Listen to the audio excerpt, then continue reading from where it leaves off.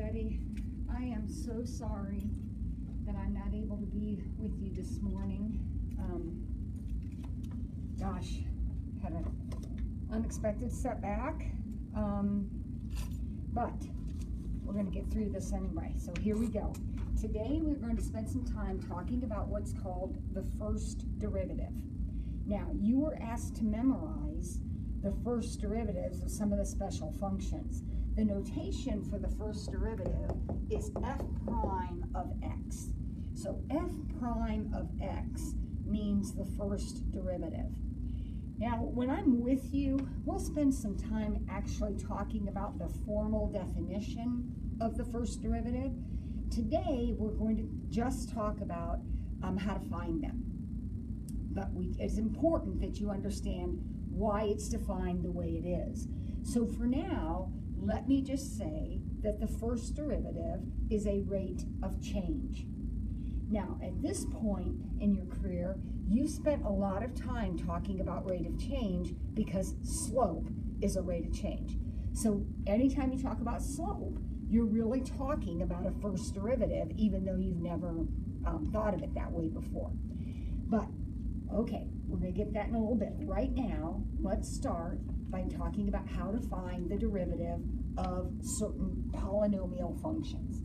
So let's say that our function is something like 3x squared minus 8x plus 2. And we want to find its derivative. Well, here's how you do it. It is very, very easy. This is actually calculus, you guys, but it is so easy. In order to find the derivative, you take the exponent times the coefficient, so that would be 6, and then reduce the power by 1. So instead of that being x squared, it's going to be x to the first. And then you go to the next term, and you do exactly the same thing. Now remember, there's an understood 1 there. So when we do this, it's going to become negative 8x to the 0th. Again, the rule is exponent times coefficient, and then reduce the power by 1. Now, what about here? Well, understand that there's an x there, but it's x to the 0th. So remember, anything to the 0 power is 1. So what happens when I do exponent times coefficient? Well, I just get 0. When you take the derivative of a constant, it's always just going to be 0 because its variable has an exponent of 0. So when you do exponent times coefficient, it just disappears. So our derivative is 6x minus 8. We're not going to write x to the 0. That's what it is. That's what's there. But we're not going to write that. We're going to say our derivative is 6x minus 8. Let's try another one.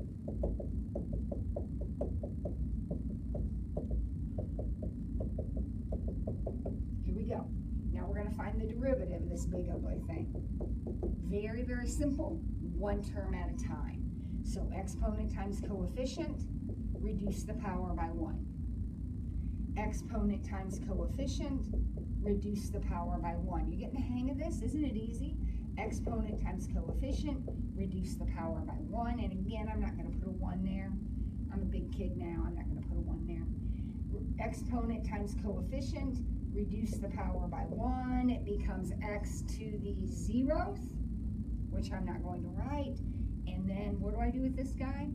No derivative. It's 0. The derivative of that is 0. So here is our answer. All right, let's try one more.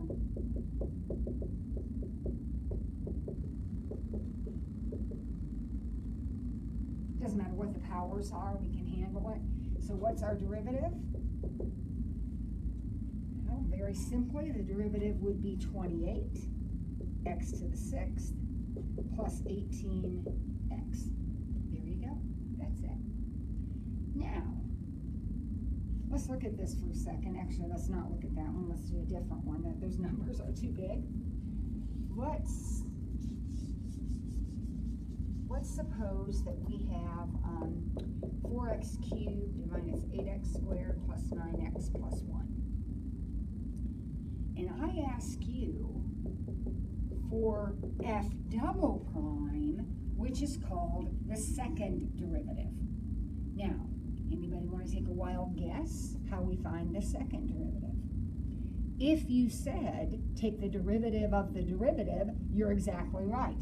So the first thing you're going to do is find the first derivative. And the first derivative is 12x squared minus 16x plus 9.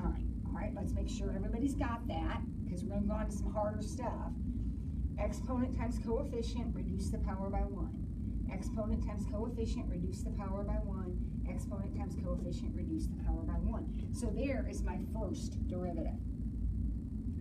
Now, what would the derivative of this be?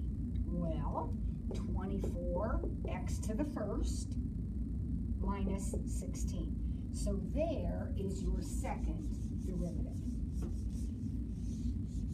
Now, this principle that we have been talking about, where we take exponent times coefficient and reduce the power by 1, actually works when you have things other than plain 4x cubed. What if we had 3x minus 8 cubed? Now, the derivative of this starts exactly the same way that you took the derivative of this, okay? So the derivative is going to start out as 12, 3x minus 8 to the second. Now notice I said starts out, because when there's a quantity involved, there's an extra step. But the first step is the same as what you've been doing. Exponent times coefficient, reduce the power by 1. Now the second step of this is we need to multiply by the derivative of the quantity. The derivative of the quantity is just 3. The derivative of this, exponent times coefficient, reduce the power by 1. So our final answer would be 36, 3x minus 8 squared. And you don't have to multiply that out. That would be the final answer. All right, now that might be a little confusing, so let's try a different one. And I'm going to do 4.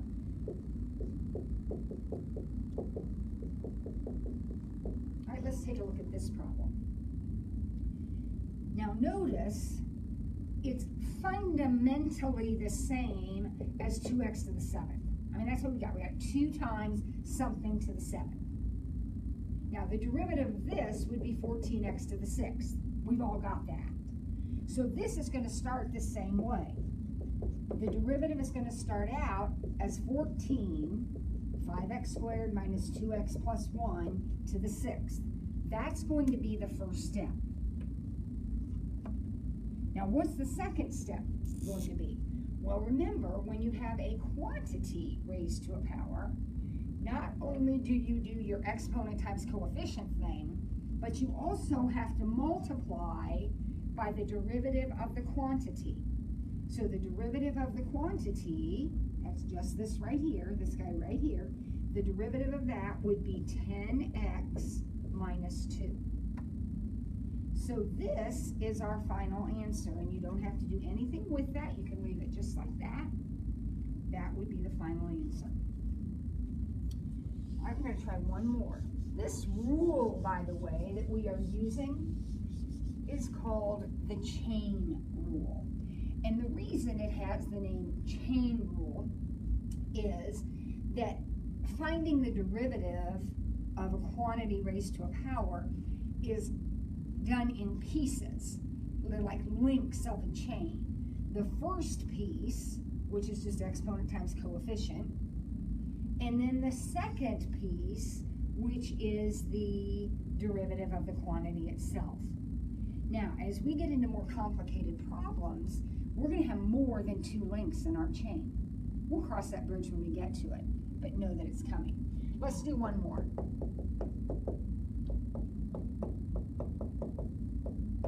Here we go.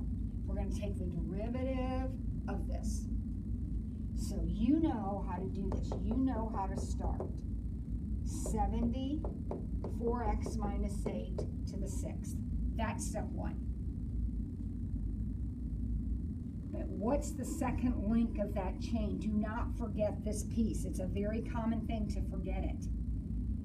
Anytime you have a quantity raised to a power, you're going to have at least 2 pieces in your chain. The derivative of the quantity is 4. So our answer is 280, 4x minus 8 to the 6th. You are expected to multiply 70 times 4.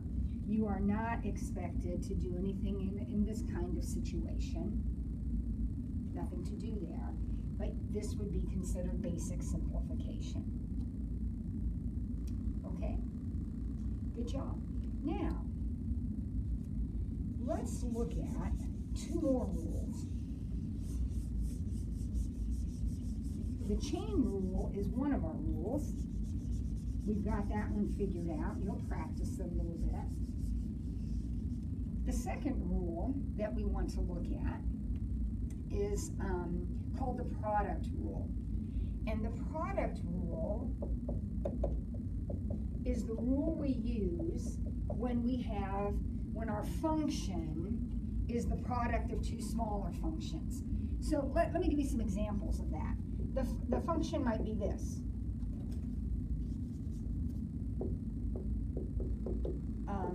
Sine x times cosine x. Okay, there you go. These 2 are being multiplied together. Another example might be something like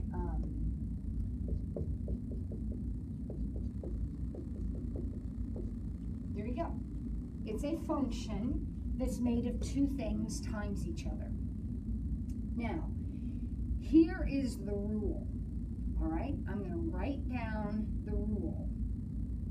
And then we're going to talk about how Mrs. Ford thinks about it when she does it. Because I'm not big on memorizing all these letters and things, but I'm going to write it down for you. If your function is the product of 2 other functions, your derivative is the second one times the derivative of the first one plus the first one times the derivative of the second one. Now, how I just said it is how I remember it. I don't remember all these letters. I remember second times derivative of first plus first times derivative of second. So let's do an example. Let's suppose our function is 5x minus 8 times 2x squared plus 1. Let's suppose that's our function. And we want to find the derivative.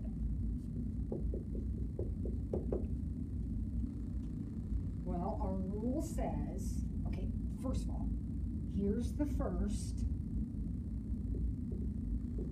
and here's the second. If you're doing it in terms of your letters, this is your f function and this is your g function. Now the rule says, take the second one times the derivative of the first one. So the derivative of that is just 5.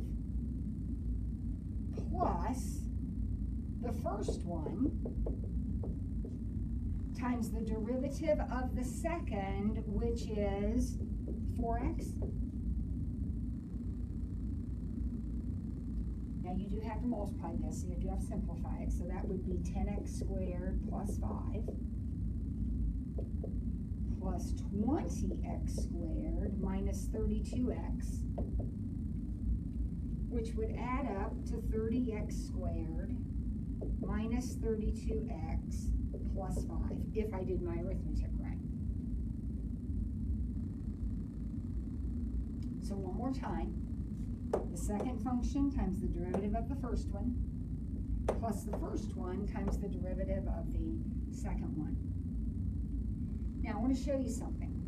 Let's go back to the original problem. this would be a FOIL situation. Would you agree with me on that? This is a FOIL. So I'm going to go ahead and FOIL it out. This is the original problem. So forget I did all this. Pretend I just said, hey, I'm just going to FOIL. So I get 10x cubed minus 16x squared plus 5x minus 8. So here is the problem multiplied out.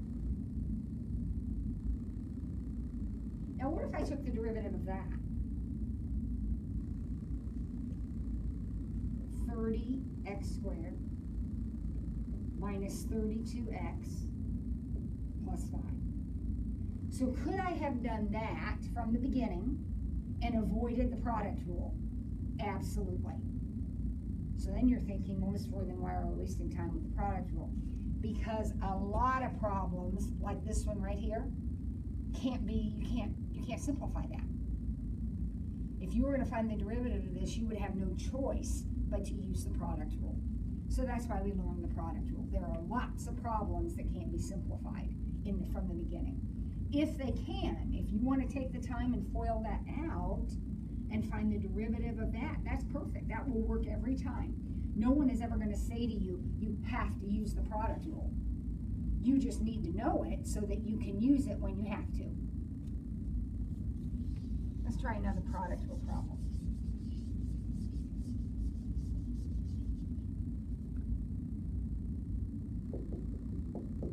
How about this one?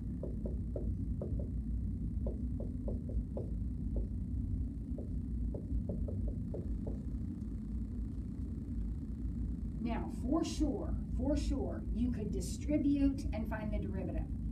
I'm just trying to do a example of the product rule that doesn't involve those weird funky functions that we haven't talked about yet, but that you have memorized the derivatives of. You've memorized, for example, that the derivative of e to the x is e to the x. And the derivative of ln x is 1 over x. You've memorized those things. And we're going to talk about tomorrow and the coming days, we'll talk about how those get applied in these problems. All right, so here we go. What's our derivative? We're going to use the product rule just for practice. We're going to use the product rule. Mrs. Ford's never going to say to you, you have to use the product rule. I'm doing it that way so we can get some practice. So second times derivative of first. All right, so here we go. The derivative of this parentheses is 24x squared plus 4. Plus first times derivative of second, which is 10x.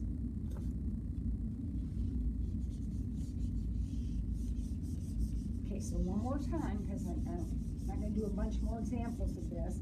One more time. The second times the derivative of the first plus the first times the derivative of the second. Now we are expected to simplify something like this.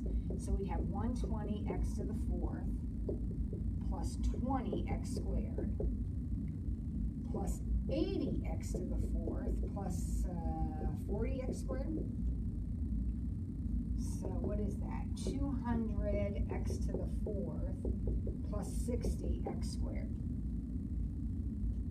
You want to check it real quick? Let's go back to the original. And let's distribute right from the beginning. So that would have given us 40x to the 5th, distributing, plus 20x cubed. And the derivative of that would be 200x to the 4th plus 60x squared. Now, if there is a product rule, then you might imagine there is also a quotient rule. And again, I'll give it to you in terms of the letters, because I'm the teacher and that's what I'm supposed to do. But then I'm going to talk about how I think of it. So let's suppose we have a function that is the quotient of two others. An example might be something like 3x minus 8 over 7x plus 2. Remember those crazy things we graphed not long ago? Those were all quotients. Remember with the asymptotes and intercepts and all that? Yeah, they're all quotients. So what if you have a function like that and you want to find its derivative? What do?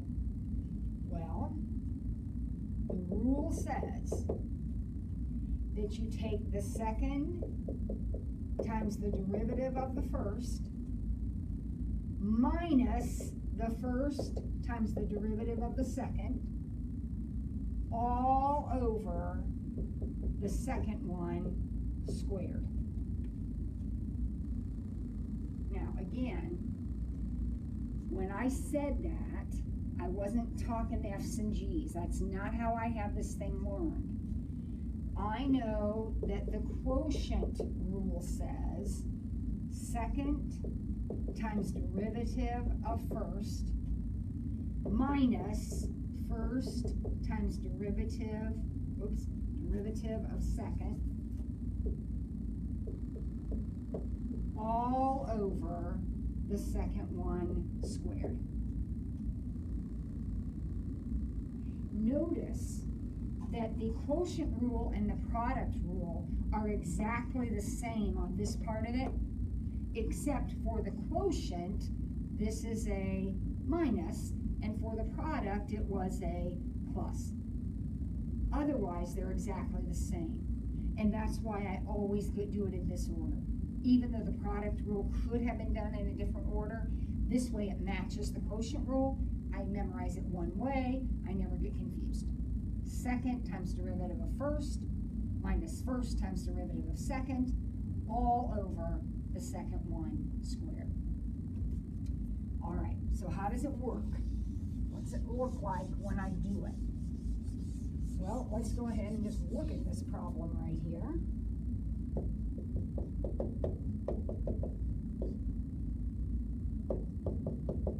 All right, so here we go. We're going to find the derivative using our quotient rule. And this time, kids, you don't really have a choice. That's quotient. You're not going to simplify it. So here we go. Second times derivative of first. Now in terms of this, first and second, top and bottom. So second times derivative of first, and the derivative of the numerator is just 3. Minus first times derivative of second, which is 7. All over the denominator squared. All right, so here we go. We got 21x plus 6. Now watch this. This is, oh my, I wish I had a nickel for every time we forgot to distribute this negative. Remember to distribute the negative. So that's going to be minus 21x plus 56.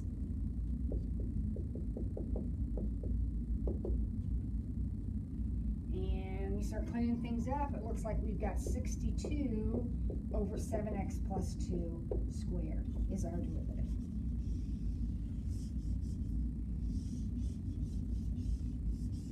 How about that? How about that? Let's try another one.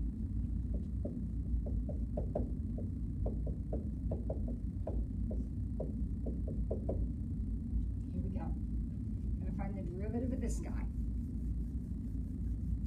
So, quotient rule says second times derivative of first, which would be 16x.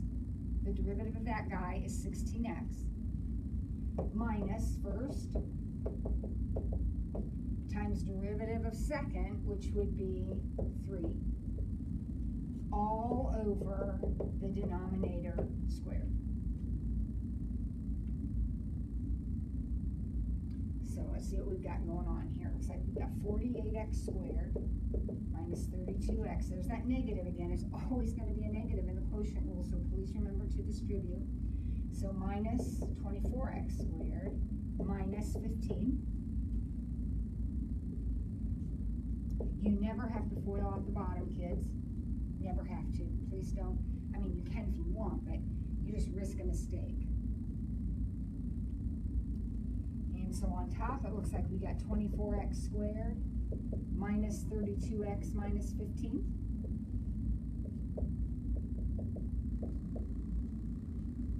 Now, once in a while, actually, not very often in my experience anyway, you'll be able to do some canceling at this point, but pay attention.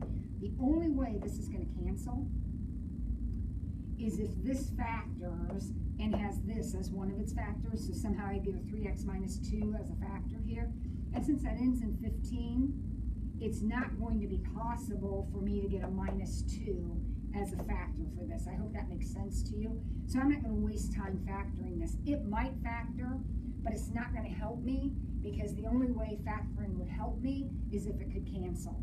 And there's no way that's going to cancel with a 3x minus 2. So I'm done. That's it. I'm finished. Okay? All right, so you're going to get an opportunity to practice. I do want to do one more problem with you because I want you to begin to see the value of the derivative. I told you a minute ago that the derivative is associated with slope because the derivative, the first derivative, is a rate of change.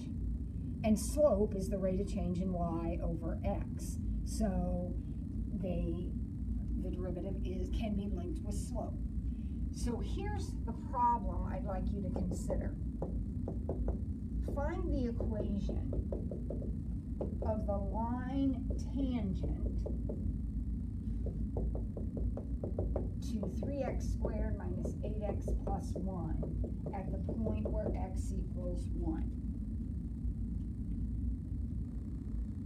Now, I want you to think about, first of all, find the equation of the line. Just stop right there. Since day one of freshman year, maybe even before that, whenever you were talking about lines, writing equations of lines, you needed two things. You needed the slope and you needed a point. Now, some of you may have said, you know, I need slope and y-intercept. Well, that's the ideal, but you really just need a point. You can always find the y-intercept from that point and that slope, but you've got to have some point to key in on. Now, I want to point out to you that you already have your point because this is a parabola. I have no idea where the vertex and all that is, but this is a parabola opening up, okay? That's a parabola opening up. Here is the point where x is 1. I know for that point that x is 1. It tells me. How would I find y? How would I get the second half of that point? Well, it's on that curve, kids. So the point is going to be 1 comma whatever I get when I put 1 in here, because that's my y coordinate.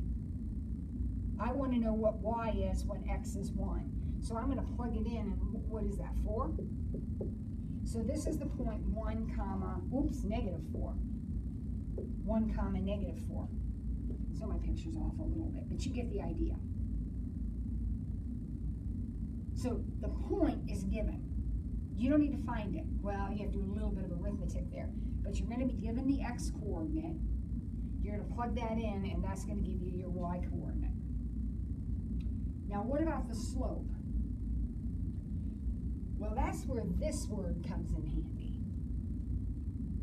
I want you to think about this for a minute. This is a picture of the line in question. There's the line tangent. And I need to figure out what its slope is. But I want you to understand something. What if I picked a different point?